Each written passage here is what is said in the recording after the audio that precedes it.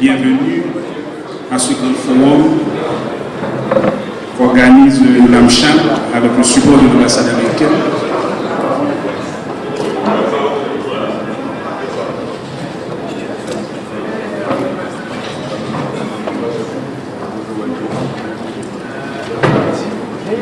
Dans le but de stimuler le développement durable, concurrentiel et global de l'agro-industrie et de l'agribusiness en Haïti, considéré comme facteur de croissance économique et de sécurité alimentaire, l'AMCHAM et l'ambassade américaine en Haïti, à travers sa section commerciale et économique, lance cette initiative dans l'idée de tirer les enseignements des principales expériences réussies, garantir une collaboration plus solide et des activités conjointes entre les entités relatives au secteur et qui contribuent au développement de l'agriculture, établir clairement les rôles du secteur public, des organisations multilatérales et du secteur privé dans le développement agro-industriel.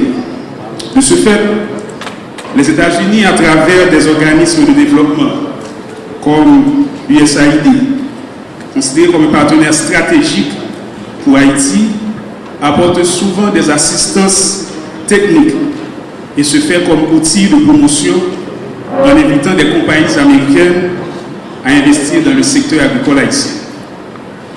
Et aujourd'hui, mesdames, messieurs, nous avons le privilège de vous introduire l'ambassadeur des États-Unis en Haïti, M. Peter Merrill.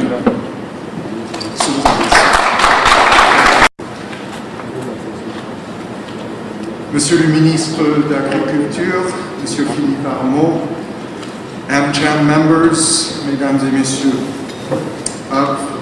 it's a great pleasure for me to be here this morning on, as we just heard, to set off on a discussion of an extremely important topic for Haiti, which we hope will become once again the locomotive of the Haitian economy.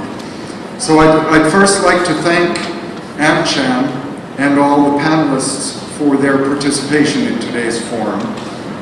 And it is my pleasure to be able to speak with you for a few moments about the opportunities in the agribusiness sector, a sector which is critically linked to job creation and economic self-sufficiency here in Haiti. And it is a sector, that is ripe for investment. Looking back, since 1804, the agricultural sector underpinned a larger economic development that made this land what was called the Pearl of the Antilles. In the early 19th century, Haiti was the largest exporter of sugar in the world. Haiti's mountains and forest cover provided plentiful shade and rich soil for coffee and cocoa production. The ports of Cap-Haïtien, Les Cayes, and Port-au-Prince hummed with activity as ships set off for neighboring islands and the United States and Europe. Through the years, communal farming and cooperation, the Combit, allowed rural communities not only to feed themselves, but also to sell agricultural products to those who then exported the cash crops overseas. That spirit of collaboration, which was once so ingrained in Haiti's culture, can help the nation move past the old rivalries and toward a more sustainable economic development. A diversified Haitian economy that supports inclusive growth depends upon agricultural development. 60% of the population still earns a living from agriculture, and that production powers the areas of the country outside of Port-au-Prince. With that in mind, it's no surprise that Haiti's Center for Investment Facilitation reports that agricultural investments have increased 50% this year compared with last, and that the government of Haiti intends to increase the Ministry of Agriculture's budget by 30%. Are there challenges to increasing agricultural development and food processing? Absolutely.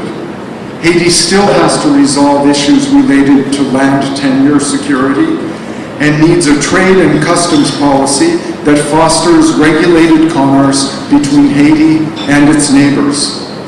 Decaying and poorly maintained infrastructure also threaten the well-being of agricultural development.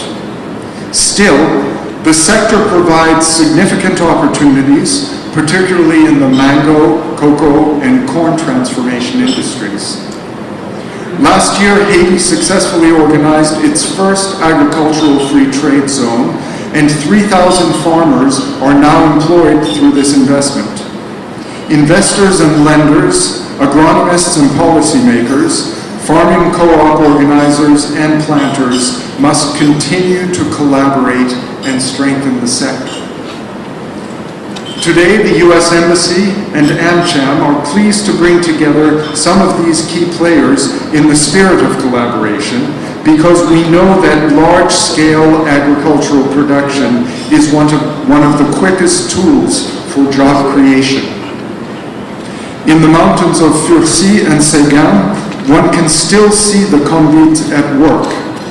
But today we need to develop a new sort of convicts.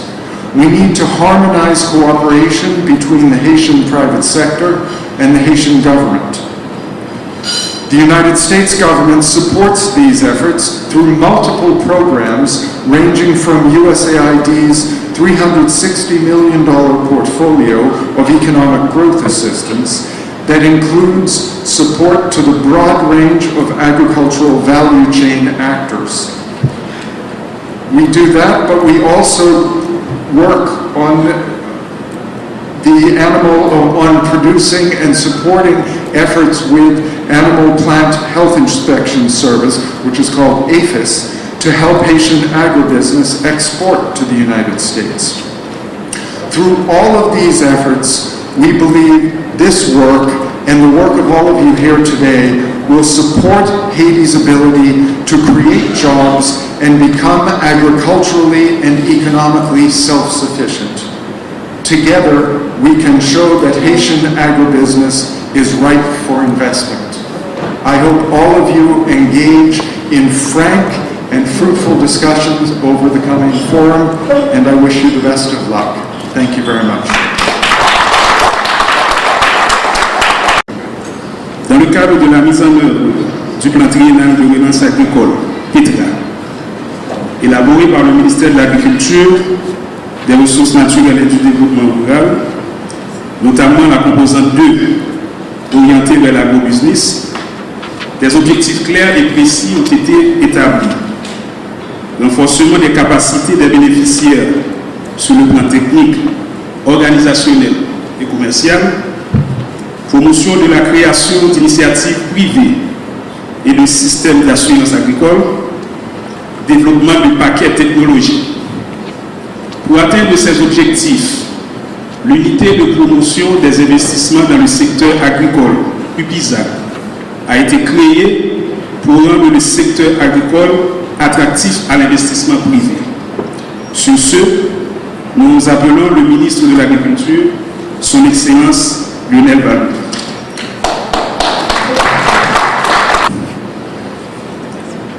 Monsieur l'ambassadeur des États-Unis d'Amérique en Haïti,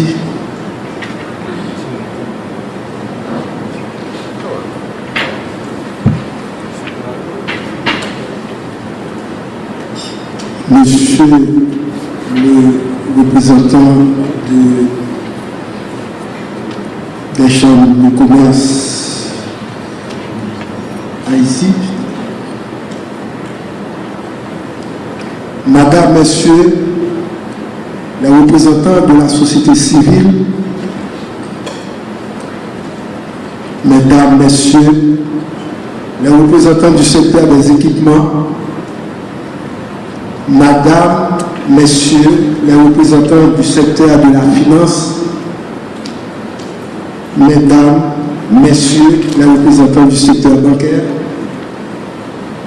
chers collègues du ministère de l'Agriculture, des Ressources naturelles et du Développement rural, et des entités étatiques, chers partenaires du secteur privé, chers invités, mesdames, messieurs, je prends plaisir à placer ces quelques mots ce matin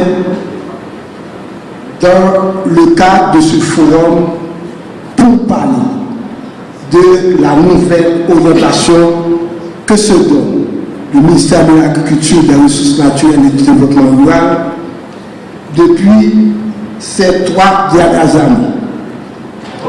En effet, après avoir été longuement orienté vers une subvention totale, le ministère de l'Agriculture, des Ressources naturelles et du Développement rural veut changer son appui vers une approche plus durable, se basant grandement et avec intelligence sur le développement de l'entrepreneuriat, de l'entreprise dans le milieu agricole. Il faut dire que l'un des problèmes du ministère l'un des problèmes les plus importants du secteur agricole est un déficit d'investissement résultant de manque de confiance des investisseurs, des institutions financières et même des opérateurs. Le MAN, le ministère de l'Agriculture, est en passe de rétablir la confiance. Ainsi, plusieurs lignes d'action sont définies pour arriver aux résultats escomptés. Citons entre autres la création au sein du ministère de l'Agriculture de l'unité de promotion des investissements UPISA, la mise en place d'une nouvelle stratégie de financement d'assurance agricole à travers le SIFA, Système de financement et d'assurance agricole en Haïti. L'élaboration de plusieurs textes de politique et de projets de loi pour assurer la durabilité et l'institutionnalisation des actions. Citons entre autres loi sur le statut de l'exploitant agricole, loi sur les assurances agricoles. Ensuite, l'élaboration de politiques et d'actions visant à allonger les filières agricoles et à créer plus de valeur ajoutée par des investissements dans la collecte, la transformation et la mise en marché des produits, ce qui permet en même temps de réduire les importantes pertes post-récolte. Le secteur agricole, décrété locomotive de croissance nationale pour les 3 dernières années, compte pour environ du quart de la richesse du pays, à peu près entre 23 et 25% du PIB. Il emploie près de 45% des personnes et est l'une des activités les plus importantes du pays. Depuis le CIS 2010, le MAN a produit 2 grands documents orientant ses actions, à savoir le Plan national d'investissement agricole et le Plan triennal de relance agricole. Ces documents découlent de la politique sectorielle 2010-2025. Le plan triennal, qui est un document plus opérationnel, se décline en 4 grands axes, dont les 2 premiers soutiennent l'agriculture familiale et l'agrobusiness. Trop longtemps vu comme une activité plus sociale, l'agriculture est une activité économique à part entière, sur laquelle le ministère de l'Agriculture et le gouvernement se penchent pour créer de la richesse.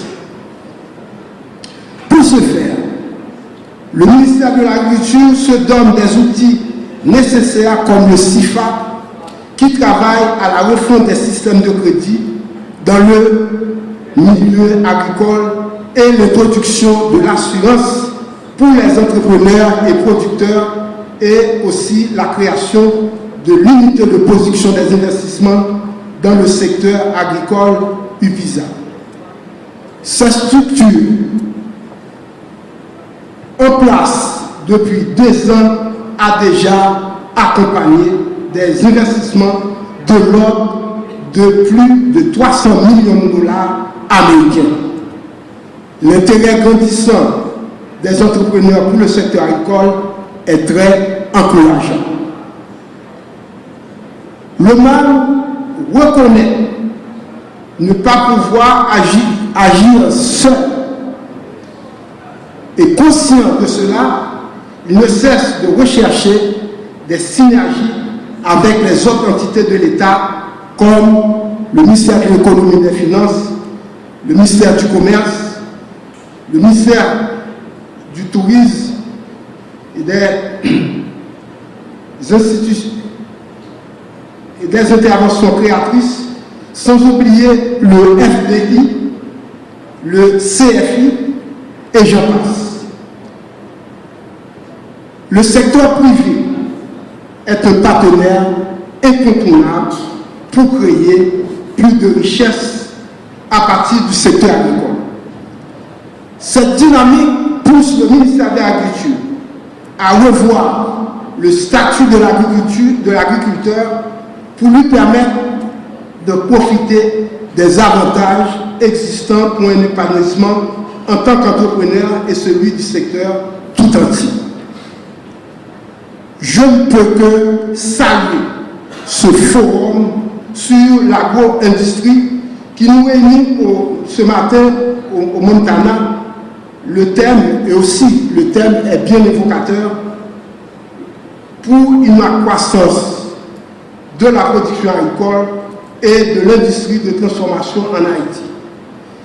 Ce thème est en ligne droite avec la vision de la nouvelle orientation que se donne le ministère de l'Agriculture. Je profite pour saluer tous les partenaires ici présents. Je vais citer la Chambre américaine de commerce, la société civile, les fournisseurs et entrepreneurs privés, les banquiers, pour leur dire qu'ensemble, nous pouvons faire de grandes œuvres dans la perspective de construire une nouvelle Haïti. Je les invite tous à cheminer ensemble pour un avenir meilleur. Je ne voudrais pas que ce forum est un forum de plus. Je voudrais que ce forum débouche sur quelque chose de concret.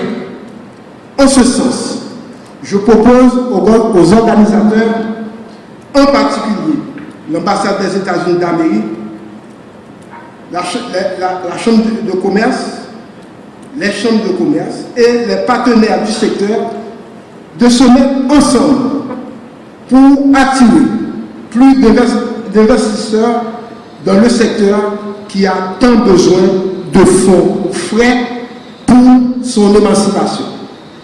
Le MAN met déjà l'UPISA à la disposition de l'effort en cours. Un groupe de travail devrait être constitué pour faire le suivi des résolutions, de concert avec la section économique de l'ambassade américaine. Je vous remercie et je vous dis bon travail.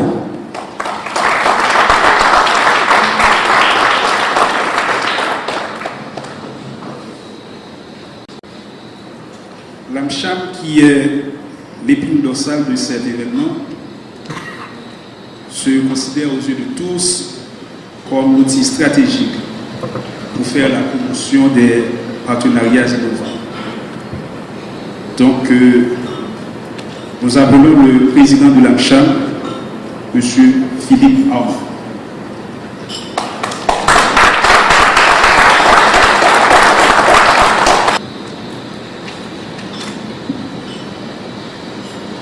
Monsieur l'ambassadeur Lorraine, Monsieur le ministre Lionel Valbrun, distingués invités, chers amis, chers membres de la presse. Pour l'AMCHAM, c'est un grand privilège de se voir associé aujourd'hui au ministère de l'Agriculture et du Développement rural ainsi qu'à l'ambassade des États-Unis d'Amérique pour parler d'un sujet primordial pour Haïti, pour parler de l'agriculture. Ceux d'entre nous qui sont moins jeunes se rappelleront qu'il y a 60 ans, dans une campagne électorale présidentielle, un des candidats avait mis sur pied une politique latère. Déjà, il y a 60 ans, on parlait de faire d'Haïti, de l'agriculture, en Haïti, la priorité nationale. Je pense qu'on n'a pas tout à fait réussi, mais je ne vous cache pas que je me sens encouragé quand j'entends les propos du ministre de l'Agriculture ce matin et ceux de son prédécesseur qui vraiment remettent sur scène cette priorité nationale. Pourquoi priorité nationale? Qu'on le veuille ou non, l'agriculture est le secteur qui peut et doit permettre un renouveau économique et social en Haïti. Ceci est incontournable.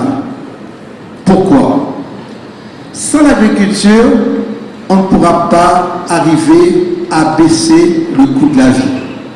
C'est l'agriculture qui va nous permettre d'être beaucoup plus compétitifs sur la scène internationale. C'est à travers l'agriculture que nos chambres d'hôtel, nos restaurations, pour attirer le tourisme, pourront voir leur coût baisser.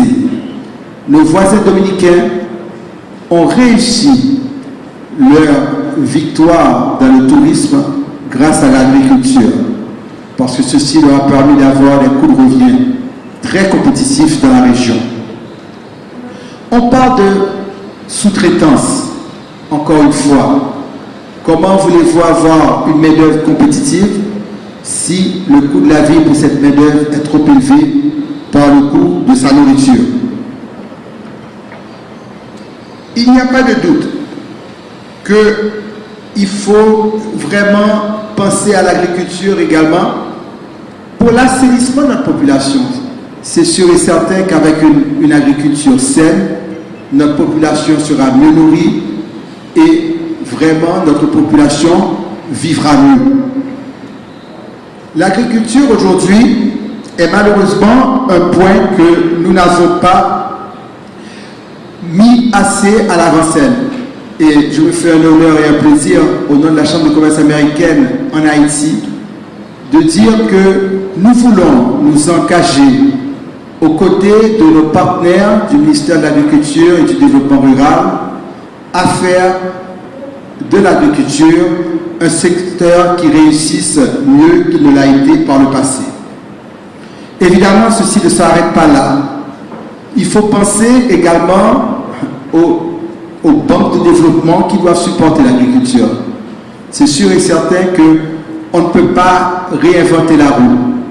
Il faut penser aux banques de développement, il faut penser au soutien apporté aux caisses populaires et, comme le disait le ministre tout à l'heure, il ne faut pas oublier les assurances. Je disais tout à l'heure au ministre que quand on pense par exemple au cheptel, le risque d'épidémie et autres pour l'agriculteur est beaucoup trop fort. On pourrait le compenser avec des protections d'assurance et accompagner l'agriculteur dans ses investissements, parce qu'à ce moment-là, vous allez lui faciliter la tâche en lui permettant de se faire mieux financer, parce que le risque, au moins le risque épidémique, aura été réduit.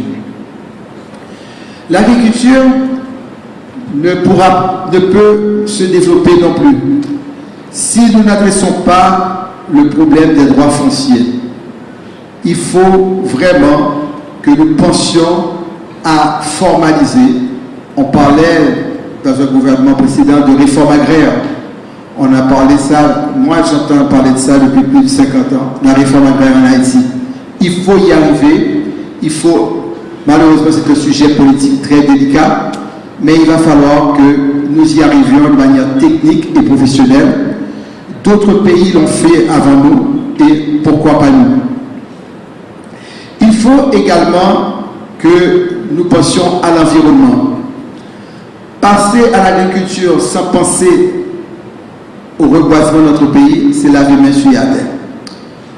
Et beaucoup de facteurs de la sorte vraiment nous montrent qu'il est grand temps que tous les partenaires, et ils sont nombreux, attachent une plus grande importance à notre secteur qui emploie quand même 45% de notre main-d'œuvre nationale, c'est pas à négliger.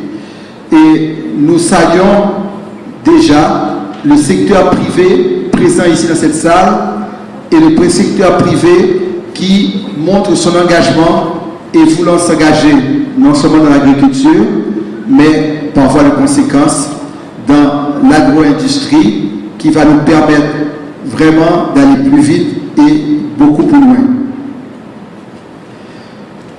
Je trouve que le slogan « locomotive de croissance économique par l'agriculture » est un slogan sur lequel on devrait continuer de mettre l'accent.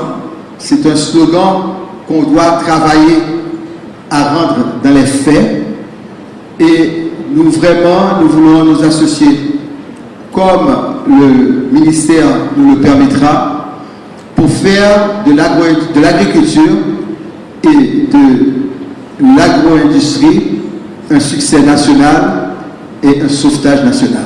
Merci.